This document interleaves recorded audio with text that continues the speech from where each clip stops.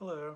So for each part of my project, I will be taking and showing a few slides, kind of going over everything, and then I will transition into the musical pieces themselves and then further breaking down the decisions I made for each section and why I made that decision and how it connects to the science behind the inspiration for the piece. So let's go ahead and get into it. I hope you enjoy it, and thank you again for watching. The music of science. How would famous scientists compose their discoveries? The Renaissance era is absolutely a beautiful era. It is debated within the music history community of actually how when it started and where it ended, because it blurs into Baroque, and its beginnings are also pretty blurry. So to be safe, we're going to recognize it as between the 1300s and the late 1600s. We would estimate probably as close to 1700 as we can get without getting into Baroque. Renaissance is actually a French word meaning rebirth, which is very accurate for the era. It was an era that was recognized by a massive interest taken in learning more about ancient Greece and Rome. History was really important, especially in those two particular regions. It influenced a lot of the compositional stylings. It influenced the break off from compositions that were targeted towards the church, and it really gave art the power that it deserved to help individual composers really branch out and make the era what it was. Its growth is definitely what it's known for, and so many different styles came from it. I will only be focusing on one particular style called lute song, but within each style, polyphonic and homophonic qualities were really a determining factor of what sort of audience you were catering to. It could be seen as more appropriate to use homophonic texture when writing something for a church, because you really want to focus more on the praise and you don't want the music to necessarily quote unquote distract from that, whereas polyphonic texture would give you more room to sort of express yourself, especially with stringed instruments. Stringed instruments were definitely becoming more popular during this time. As I mentioned, I will be covering a lute song, and so the lute itself is a string instrument.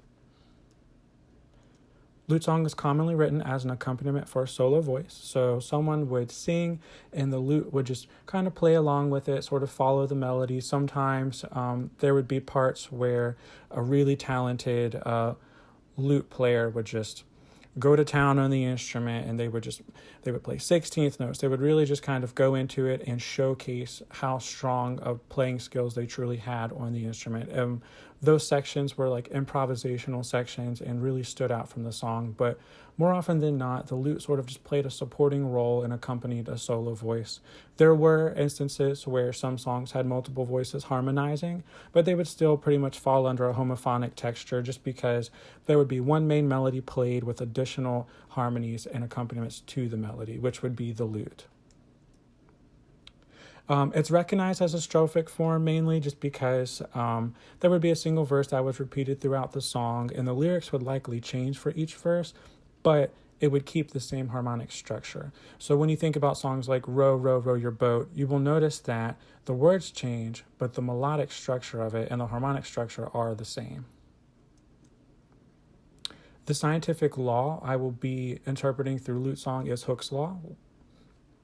Hooke's law was discovered by Robert Hooke in the mid to late 1600s. It is actually believed that he discovered this law around 1650, but didn't make it public until around 1670. The law itself states that the force needed to extend a spring is proportional to the distance of the extension of the spring. In the equation that I have featured in the title, F of S is referred to as the spring force, or the force required to extend or compress the spring proportionately. Proportionally being a very important thing to note in this equation. Negative K is referred to as the spring constant, or simply just how stiff the spring is. That's definitely simplifying it. It can get really deep with the definition, but I think for the sake of this research project and just for the sake of understanding the equation itself, stiffness is a great point of reference for that. X in the equation is referred to as the length of the stretch or compression of the spring. So essentially, if you have a spring and you're holding it horizontally or vertically, measuring the distance that it extends or compresses would be referred to as X. The second era I will be referencing is the Baroque Era. It is recognized as an era between the 1600s and approximately 1750 AD. Again, the eras definitely blend into one another, and so where the Renaissance era ends and the Baroque era begins is a little fuzzy, but for the most part, there were overlaps, but to assume between the 1600s and 1750 is a pretty accurate estimation. The word Baroque itself is actually derived from the Portuguese word barroco, meaning misshapen pearl. The Baroque era was actually referenced as first as being just a little obscure and not appealing, weird, but it really is a beautiful era of creativity and almost like hyperbolic expression. Like drama was emphasized, just really stepping outside of the box. It was recognized for its exaggeration of musical motion and included highly ornamented styles.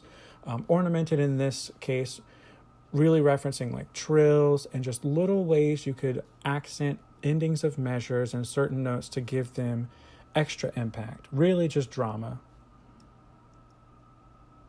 Polyphonic texture thrived during this time, especially with string quartets and, as you will see, operas. So many beautiful and amazing creations came from this by so many different composers well known today and referenced in many different compositions. The Baroque era is absolutely an influential era. It emphasized an importance of smooth voice leading and really emphasized the use of a circle of fifths chord progression. It was essentially a pattern recognized and used in many pieces of the era. It wasn't something that they had as a point of reference in the time necessarily, but it was something that when music historians look back, they found patterns. They recognized that many pieces followed a very similar progression, and so they created this circle of fifths progression to sort of pinpoint that. It was believed that smooth voice leading would pretty much guarantee a successful piece. It would guarantee that your piece would be easy to listen to and would be enjoyed by the masses as a whole. So you will see in this diagram that typically you would start with a 1 chord and a major chord progression, move to a 4 chord, then you would progress to a diminished 7th, followed by a minor 3, a minor 6, a minor 2, a major 5, and then a major 1. A 5 to 1 cadence is actually recognized as a perfect authentic cadence if they're both in root position, which is just beautiful to the ears. That sound gives you such a resolved and happy and peaceful sound. It makes you feel as if you've reached your destination and the piece is really truly supposed to end there, or at least the phrase itself is just supposed to take a big old break and you sit back and you get excited for the next phrase. Conservation of matter. Essentially, this states that matter cannot be created nor destroyed, to put it very simply. In a physical change, the form of a substance may change, but the total mass of the substance will not. So essentially, there may be a physical change that you see, and it may look to us when water evaporates that it's gone, but its mass isn't changing, its state is changing. So the mass will remain the same, but the form of it or the state of it will change. This will play a very important role in my interpretation through a string quartet in my piece, because I will take little ideas in a song, little parts of a song called motifs, and I will repeat them throughout the piece, symbolizing a physical change, but the actual mass would not change because the motif itself would stay the same. There would be the same amount of notes, they would hold the same rhythmic qualities, but they themselves would move throughout the piece. Alrighty, so from here I'm going to go ahead and break down both of my compositional pieces. I'm going to begin with Hook's Lute Song, which is my Renaissance era inspired piece based on Hook's law. Alright, so to begin, I will explain my instrumentation and how it relates to the law itself. So the violin in this case would actually typically be a voice singing, and the lute would be the accompaniment to it. I interpreted the violin as Hook's voice because, one, I didn't want to use a computer-generated voice because it would essentially just sing oohs and ahs throughout and sort of take away from the whole point and distract from the purpose of the piece. But also violin pairs well with the lute, strings pair well with strings, and it was a very significant instrument, especially in the early 1600s. So I felt that it was okay in this case to use the violin as in the place of what would typically be a solo voice. The lute plays the part of a lute in a lute song. The main disparity between this particular lute part and what would be a typical lute part in the song is that it carries a lot of the strophic qualities that the solo voice would. So the repeated melody and the change of lyrics would typically fall in the solo voice, but I actually take and repeat the quote-unquote melody in the lute, but it is for a special purpose. When you begin to analyze the individual measures, you will notice that measures 1 through 4 repeat themselves quite often for a little over half the piece. I use this repetition to emphasize the idea of something being constant, and then I take that idea of constant and I equate it to what would be a spring constant in the formula for Hooke's law. I use the lute as the spring constant to sort of ground the piece and better tell the story. The first 4 measures establish that constant, and then the next 4 measures continue that while the violin comes in. The violin comes in a bit haphazardly in respect to the lute part. You'll notice here there's a lot of movement. There are great harmonies happening and really guiding the piece, but you will see here that the violin is a little hesitant at first. It tries to follow here. It has to take a step back and it's sort of hesitant again. It follows a bit here. It's following where the movement isn't actually taking place in the lute, and really just kind of showing you that it does sound technically correct when you play it, but it doesn't necessarily feel like it's meant to be there. It almost feels as if there should be something else there. There could be better options to play that part there. You wouldn't necessarily hear someone improvising like that playing over the lute. That is to actually reinforce the idea that Hooke himself is the violin, and he's working really hard to discover what he does with this law, but he's just not quite there. So we see here that the spring constant is continuing on, the lute is continuing on, playing the same part, and then Hooke, or the violin, comes back here a lot more confident and a lot stronger than he did before. So he's working with the same spring clearly because it's repeating itself, but he's emphasizing the notes that he's very confident about. You see that he hits the same beat that the lute hits. He may miss a note here, but for the most part, he's feeling a lot more confident about keeping up with the lute. It's almost as if he has more purpose here. He's following it stronger. It's a lot more strophic when you think about keeping up with the melody and really reinforcing it. And overall, it's a little more reassuring. It's still not quite there because there are parts where he's not necessarily hitting the tonic of the chord, not really recognizing the strongest part of the chord, but he is still following along. As we move along to the latter half of the piece, we start to see the lute transition into another constant. We see it take on a more improvisational approach, but it does repeat itself again multiple times throughout the remainder of the song. When analyzing this at glance, you can see the movement. It's going up, it's going down, it's going up and down. You see little harmonies here and there throughout, and this is actually supposed to paint a picture. So as someone just standing back and looking at the piece, it is intended that it almost looks like a spring extending and compressing. When you look at the harmonies themselves, they're open, but then you also follow the 16th notes.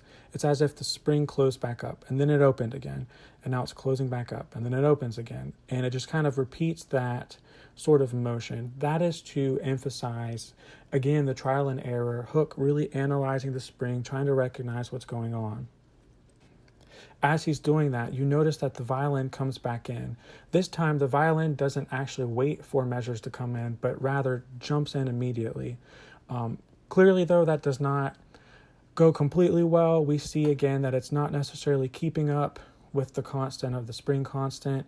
It is hitting important beats. It's hitting strong beats and weak beats. Here and there, it's hitting every other note of the 16th notes. We see eighth notes going up and down. It's sort of trying to follow the motion, but overall, again, begins to hesitate as it slows down here into quarter notes, and then ends on what would seem like a very misleading chord. It's not a major chord, it's not a happy chord, it's not a perfect authentic cadence or anything like that. It's very much a left off very unsure of itself. When you listen to this chord later, you will hear where it kind of leaves itself unresolved, almost as if it were a half cadence or a deceptive cadence. So again, we see that he begins to try to understand this next spring, but isn't quite there yet. So he pauses for about 4 measures, but then when he comes back in, again, he's very confident now. It's almost as if he's sort of figured out the similarities between the previous spring and the current spring. He comes in on a very staccato note. He hits it. To me, that delivery of that note emphasizes confidence and clarity. I'm very certain of myself, so when I come in, I'm going to come in very strong. And then he hits every 16th note leading up to another very accented, strong note there. Again, following it. This time, though, if you notice, much more accurate, and follows every single 16th note up and down, follows the motion perfectly. And then when he ends here, he ends on a very pleasing major chord. It ends very happily and very resolute. From here, it immediately goes into what are just 4 beautiful chords leading up to this very immaculate, beautiful sounding major chord. When you listen to it in the piece, you will feel the emotion of an epiphany. You will feel, oh my gosh, I just discovered something so profound and amazing. Like, I'm proud of myself. This is what I've been working so hard for. In a lot of music, you will hear, especially when you listen to church music, you will hear often chords that sort of radiate. They make you feel uplifted.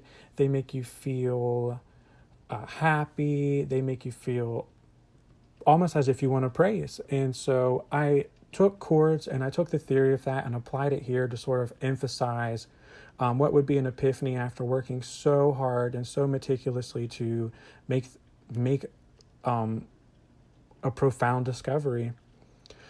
This is not typical in lute song, so this is definitely deviating from the typical compositional stylings of what would be recognized as a lute song. But I feel that there's wiggle room within interpretation, especially just using it as a point of reference. There's definitely artistic power that every individual should have and take, where you don't necessarily have to follow every single rule, but use them as a reference. And so I definitely have done that in this research project. So after his epiphany, he calms down, he takes a breath. The lute and the violin, which is, again, Hook's voice, just kind of settle down and then end on a really happy, calming major chord. And he's made his discovery. Alrighty, so I will be now breaking down my second piece titled Lavoisier's Quartet, inspired by the Baroque era and influenced by the conservation of matter, the discovery that he made. The instrumentation is 4-stringed instruments: the violin, the viola, the cello, and the double bass. You can have a variety of 4-stringed instruments. More commonly would be the 2 violins, a viola, and a cello, but you really can't go wrong in your interpretation of any of them. You just need 4-string instruments and essentially a solid foundation, and I've definitely done so with the double bass. Essentially, it's going to be holding whole notes the whole time to sort of hold everything down while motifs carry themselves throughout the piece and while the melody moves it with varying beats and just a whole bunch of fun stuff. So we'll go ahead and get into that. Essentially, a big part of this piece was chordal analysis and focusing on the chord structure and the chord progressions of it. So I definitely referenced the circle of fifths progression that I featured earlier in my explanation of key elements of the era. You will notice, if you want to pause and sort of analyze each chord, that they will follow what would be common chord progressions, such as a 1 chord, a major 1 chord going into any other type of chord, be it a 3, a 6, a 4, and then from there progressing into a 5 or a diminished 7th and then back into a 1. The main point of the piece isn't to necessarily make you sit and analyze every chord, but to sort of just see that it did flow with the natural progression that the Baroque era would almost require of you to be a respected composer, unfortunately. To analyze the melody, you will see that, it carries itself well throughout. I began to introduce little ideas referenced as motifs throughout. So you'll see this rhythmic pattern of quarter note, half note, quarter note featured in different voices, as well as a dotted half note followed by a quarter note. Make sure to pay special attention to them, and make sure when you are listening to really listen for these ideas repeated, because I sprinkle them throughout each voice throughout the entire piece, and it definitely makes the piece what it is. Again, you will see here repeated rhythmic patterns of quarter note, half rest followed by a quarter note, and then as you analyze these voices, half note, quarter, quarter, a variation of quarter, half, quarter, another half, quarter, quarter. As you get into the next part of the piece, again, little motifs really reinforced throughout. I'm repeating the same rhythmic pattern here, same rhythmic pattern here. You can also see this same pattern right here in this voice as well. So it really molds them all together and gives you the feeling that they are unwavering, they are unchanging, but they are moving throughout. I really use this idea to reinforce the concept that nothing is created nor destroyed. However, it can change forms. You see this same form, not created or destroyed, but moved to a different part of the piece. Here we see a very big moment, a big pause, and then eighth notes that carry it into what is actually a circle of fifths progression. When you are listening to the piece, when you get to measure 17, you're going to feel a very noticeable shift in the piece. That is to emphasize the importance of the circle of fifths progression. When you are analyzing a piece or just first learning what these progressions even mean, it almost feels like math, and it almost takes away from the emphasis and the impact of this entire system. But when you learn about it and you understand how it works and then you listen to it, it really all just makes sense. For me, the circle of fifths progression is important because it reinforces the idea of the scientific method, which is something that is tried and true. A respected scientist is going to follow the scientific method. You know, anything from their hypothesis to their experimenting, their data and conclusion, their trial and error, testing out everything and seeing what works. In this piece, once you get to measure 24, you hit an area of repeat where the circle of fifths progression goes back and repeats itself.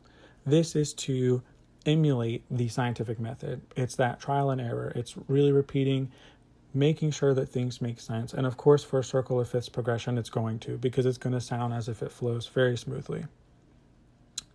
As you get into this next part of the piece, we hit a very high point here, not the highest point, but a high point in the piece. And again, we start to feel as if we're making headway.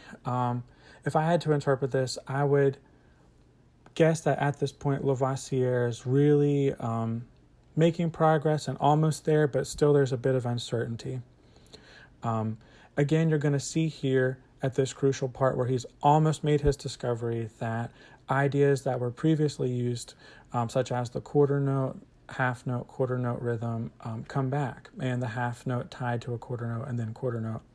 When you analyze the beginning of the piece here, you will see right before the big moment that we went into the circle of fifths progression, we had those ideas. That again just reinforces that nothing is created nor destroyed, but can change forms, but the mass is going to be there. The mass is not going to be created nor destroyed. It's just going to be what it is, and it's going to keep showing back up.